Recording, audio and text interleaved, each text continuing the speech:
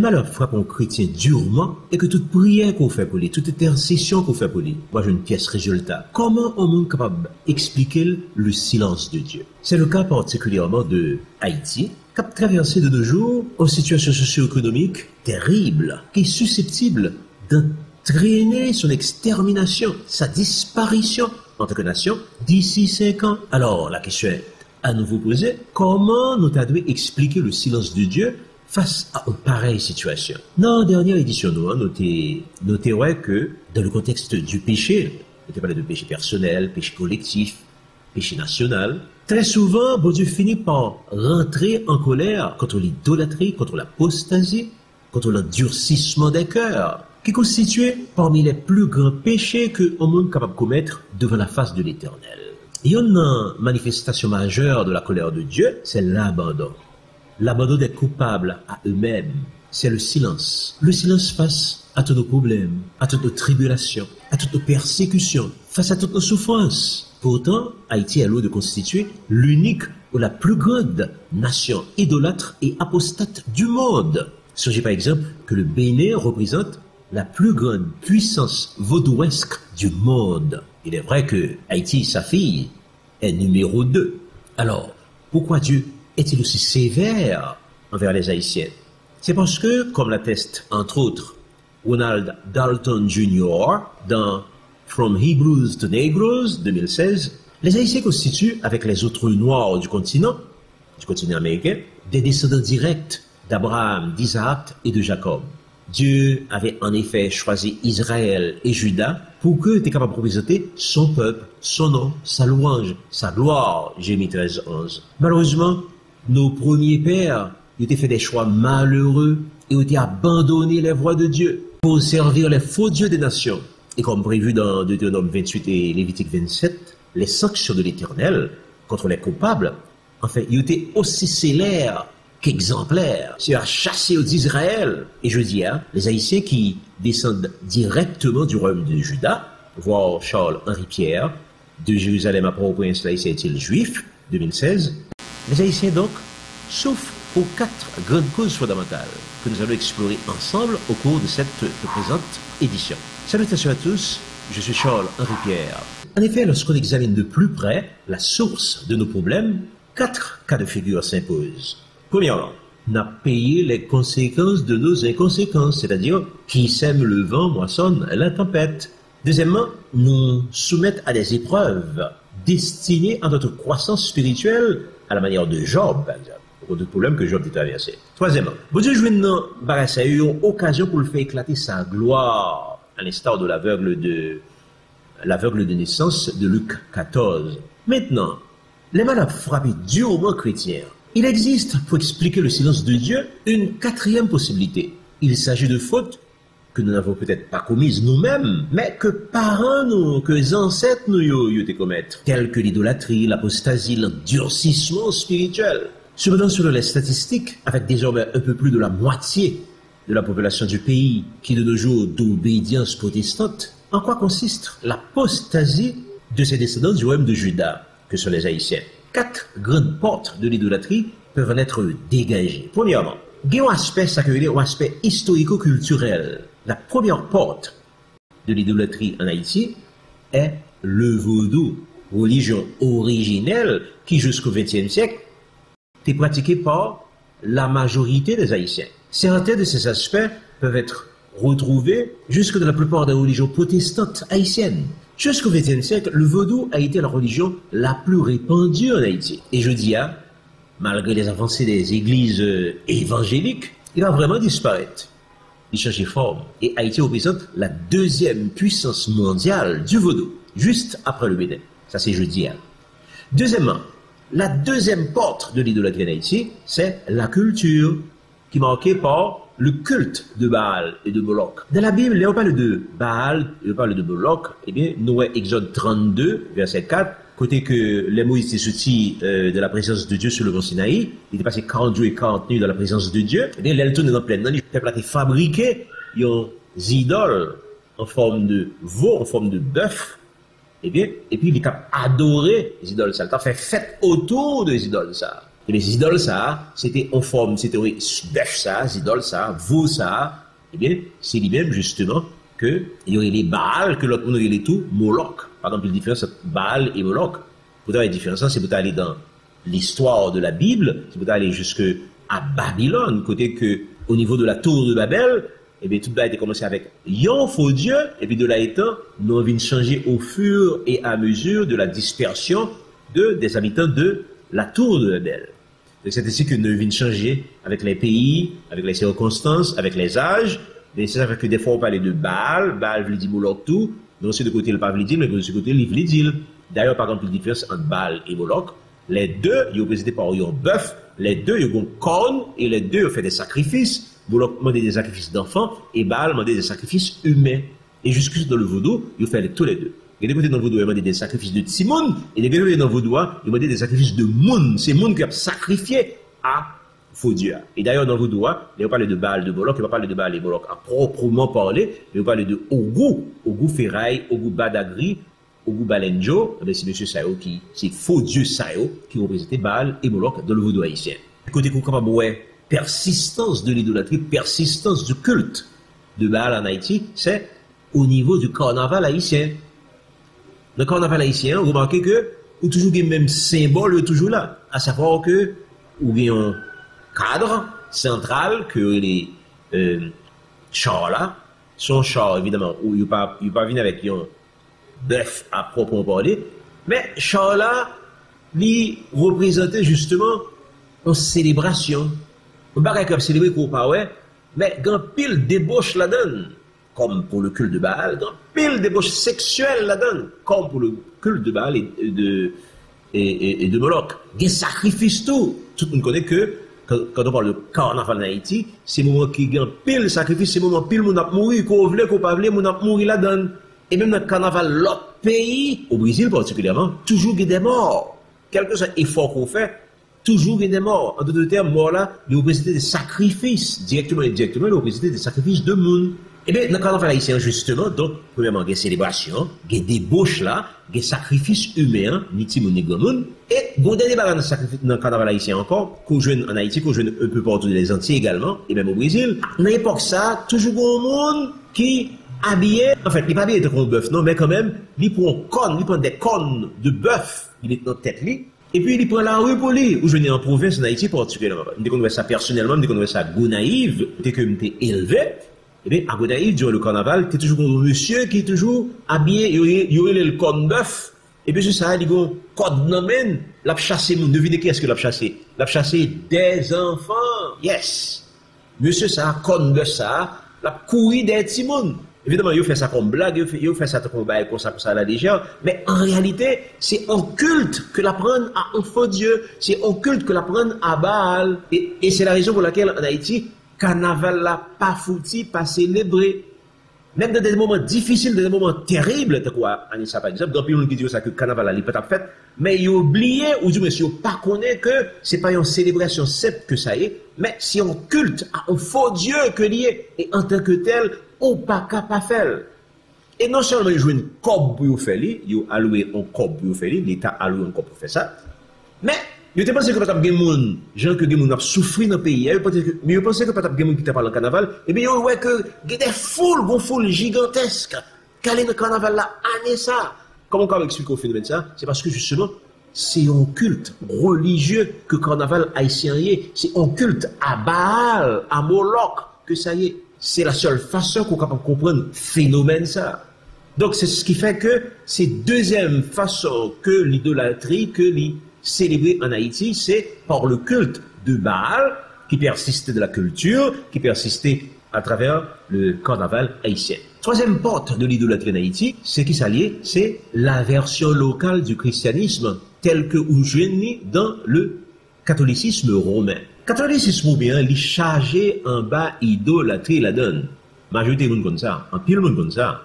Tout le monde qui fait tant soit peu anti des recherches, quel que soit le genre de recherche du point de vue religieux qu'on fait, on a besoin que charger en bas idolâtrie dans la religion catholique romaine.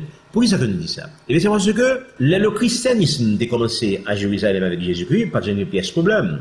Pas vrai? C'est d'abord l'Ancien Testament, ensuite vient le Nouveau Testament, vient la venue de Jésus-Christ, ensuite vient la mort, la résurrection de Jésus-Christ, ensuite vient l'Église primitive avec les apôtres, tout d'abord, ensuite les apôtres finissent de mourir, vient les pères de l'Église, et jusque-là, pas une pièce problème du tout, nous ne pouvons pas parler de l'éruption, nous ne pouvons pas parler de idolâtrie à proprement parler. Mais idolâtrie va rentrer dans l'Église seulement à partir du 4e siècle, fin 3e siècle, disons, à partir du 4e siècle après Jésus-Christ, avec l'avènement de l'empereur Constantin. Constantin lui-même, comment expliquer justement que l'idolâtrie vient paraître avec nous chez lui? Il vient paraître pour une raison simple, c'est parce que, en tant qu'empereur, qui a dominé tout un empire, et empire ça, c'est constitué de plusieurs nations à la donne, et chaque nation, ça a été un propre dieu païen. Alors, pour que tu es capable de gagner la paix dans l'empire, et très souvent, la paix a été violée par religion que différentes nations ça a gagné. Alors, pour avoir la paix, qu'est-ce que monsieur fait? Monsieur prend Dieu qui est dans chaque nation, ça y est, il met ensemble, il mélange avec Dieu chrétien. Il prend des dieux des nations, il entre dans le christianisme, et il prend le christianisme, il met dans les religions des nations. C'est ainsi que les dieux païens, c'est ainsi que le paganisme, il vient entrer par la grande porte de l'église chrétienne. Et donc ça, évidemment, pas de le protestantisme, et donc ça a été le. On peut quand même parler de catholicisme à proprement parler, mais tout simplement, à partir de Constantin, et bien justement, Dieu païen, ça il vient rentrer dans l'église. Qui conséquence de ça vient? Eh bien, on vient remarquer que dans l'église qu'on y a, premièrement, il y a un changement de nom des dieux païens. Je vais nous voir quelques exemples. Par exemple, Astarté vient changer de nom, vient relayer la reine du ciel. Et la reine du ciel lui-même vient qui était déjà une entité démoniaque que Jérémie 7, que Jérémie 44 t'a dénoncé comme telle. Eh bien, la reine du ciel qu'on y a, il vient rentrer dans l'église catholique sous même nom ça. À Rome, il y a une statue que la statue de Hermès, du dieu grec Hermès. Dieu grec Hermès, là, son monsieur qui gagne un mouton en main. Il a changé de nom carrément, il a changé de nom, il a venu la statue de Jésus le bon berger. À Rome, il y a une statue de dame, une belle dame, avec un petit bébé sous bras, un jeune petit bébé sous bras. Il y a Sémiramis et Tammuz, il va changer de nom, il va la statue de Marie et de l'enfant divin. Donc, je dis, les hommes ont regardé l'image ça, là, ouais, une image qui représentait Marie et l'enfant divin, ou qu'on il n'y a pas parlé de la Vierge Marie, parce qu'il n'y a pas de la Marie de la Bible. Non, c'est pas de lui qui a parlé. Il a parlé de Sémiramis, dame Sali, à la fois pour Sémiramis et Tammuz, et il est à la fois pour Marie et l'enfant divin. Donc, c'est comme ça qu'on vient un mélange entre les dieux païens et les dieux chrétiens. Et ce n'est pas tout. Dans le catholicisme, vient un changement de. Il a changé les temps. Il a changé le calendrier. À travers la Bible, il y a ce qu'on appelle le calendrier hébraïque.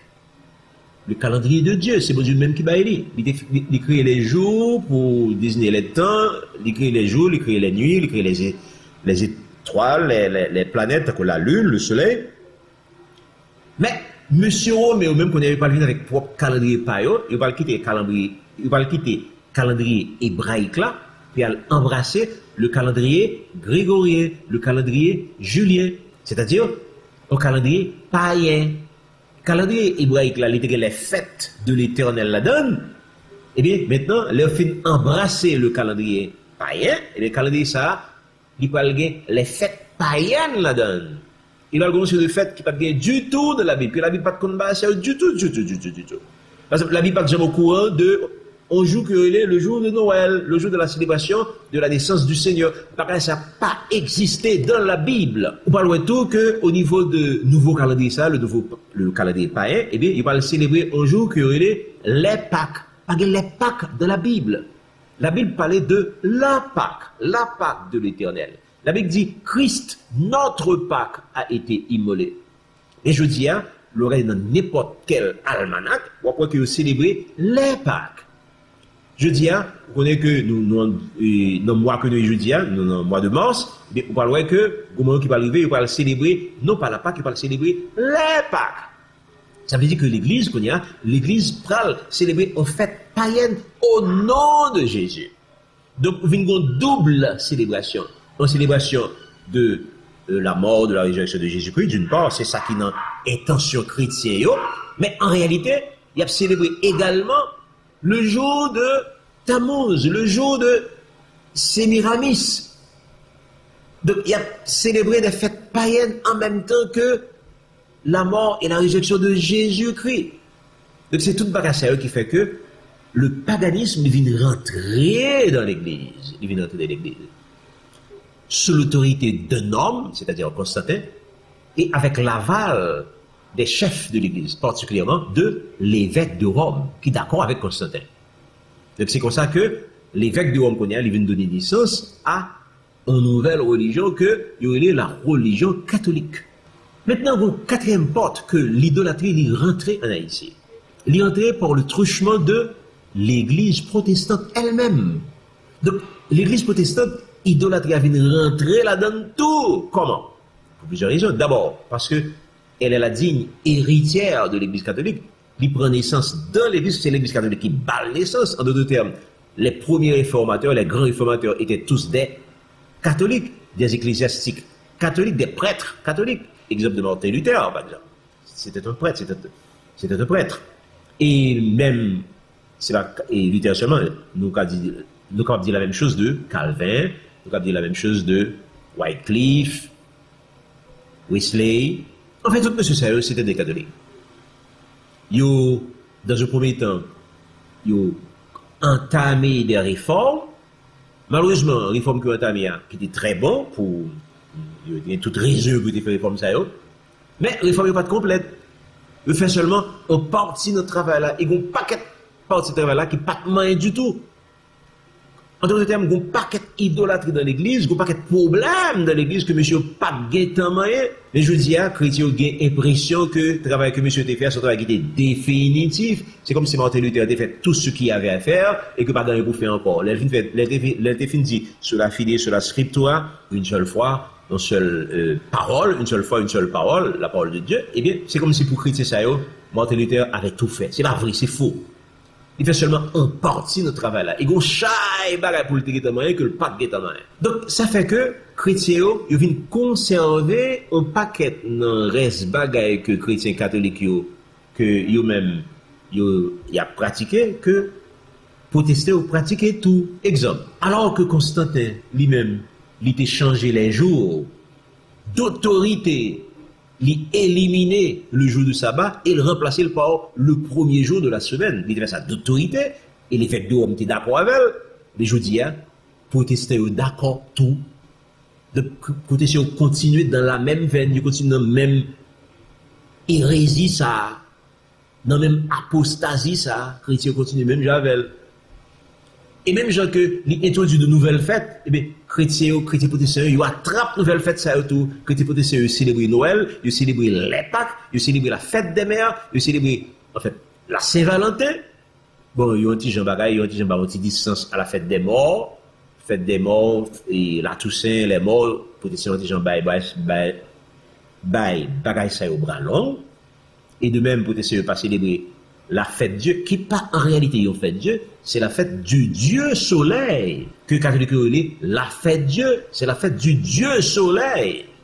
Donc en d'autres termes, c'est toujours le paganisme qui vient de l'église catholique, qui vient rentrer également dans l'église protestante. Donc c'est ce qui fait que, même qui vient rentrer dans l'église protestante, et il y a d'autres aspects du paganisme de l'église protestante, c'est le vaudou. Pas seulement les fêtes païennes qui viennent de l'église protestante, mais également le vaudou. Ou premièrement, des églises, côté que dirigeants, ils pratiquaient le vaudou. Il y a certains pasteurs qui pratiquaient le vaudou. Et il y en a d'ailleurs qui, de manière notoire, qui même planter des choses en bas cher à l'église, pour que, capable de extension. Il y a des églises, côté que culte là utilisé, une liturgie, culte là utilisé, des musiques d'adoration qui sortent dans vaudou et même goka. classique que je connais, dans l'église dans la capitale là, qui a une adoration qui tombe là-dedans, avec un combat, nous t'ai dit, un combat qu'a fait avec une musique qui est basée dans vaudou. Ben là, t'es tellement chaud que au moment qui arrive, nous avons une jeune sœur, qui se tombe à terre, pip, et qui commençait à prendre loi, la gigoter, la convulser à terre, pour qui ça, parce que, musique là, tellement rentrée dans 20 nuits, et c'est petit ça qui était dans vaudou, qui était fait convertir, eh bien, loi est venue re-rentrer sous lui encore, et ça qui grave là, qu'est-ce qui bat la possibilité pour que ça fasse? C'est l'église. Donc, en d'autres termes, liturgie qui est pratiquée, musique que a pu utiliser, très souvent, musique, c'est qu'on sortit dans le vaudou, ou bien qu'on est influencé par le vaudou. Donc, ça, son deuxième côté, nous avons dit que Paganisme, il vient d'entrer dans l'église en Haïti. Et nous connaissons tout, ça peut arriver que, il y a des fidèles, il y a des chrétiens, qui sont tombés malades, soit eux-mêmes, soit petits, soit dans nos familles, ils sont à l'hôpital, ils vont jouer un résultat qui a été inspiré, il y a des gens qui carrément, il y a le caïboko, il y a le cherche un traitement caïboko, il y a fait ça que il fait une route. Donc tout ça montre que vaudou est encore là dans l'église protestante. Et dans notre catégorie d'église encore, nous fait que nous disons ça tout, c'est que même gens que il y a des églises qui, il y a des membres là d'ailleurs qui non vaudou, mais il y a des églises qui totalement influencées par Satan. Même gens que aux États-Unis, ça que les Church of Satan, mais même gens en Haïti tout, il y a des églises de Satan en Haïti. Il paraît les églises de Satan, il y a un nom évangélique, mais en réalité, c'est cette couverture chrétienne qui est, il n'y a pas rien pour Jésus-Christ là-dedans. Et il y a des dirigeants, des fois, même non Jésus pas prononcé. Et même si on prononce, ouais, que pas dire rien. Il n'y a pas rien d'évangélique qui a fait là-dedans. Il n'y a pas de pièce agenda évangélique là-dedans. Tout agenda que il y a, c'est un agenda satanique. Donc, il y a des églises qui sont essentiellement sataniques actuellement en Haïti.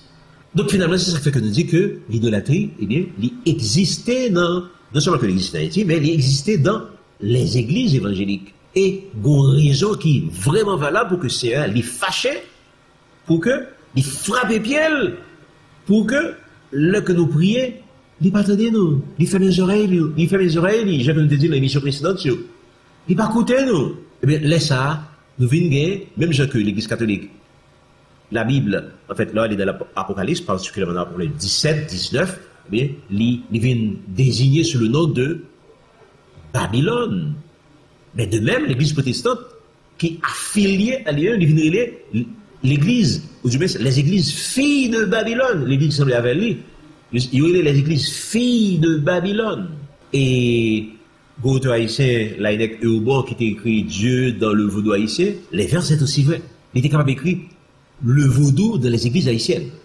Même je que l'ai écrit, en d'autres termes, même je que l'ai écrit Dieu dans le vaudou haïtien, là, contre la notion de Dieu, à travers le vaudou en Haïti, il était capable de faire un travail, il était capable de faire un travail inverse là, à savoir, il montre la présence du vaudou dans les églises évangéliques haïtiennes face à cette religion de mélange. Parce que la religion que nous pratiquons, le christianisme que les protestants pratiquent, c'est un christianisme de mélange. Malheureusement donc, les chrétiens ici se révèlent comme des anti-ibériens. Ça veut dire, vous savez que dans la Bible, dans Actes des Apôtres, les chrétiens de Béry, c'était des chrétiens qui étaient pas habitués de vérifier tout ça que était demandé pour faire.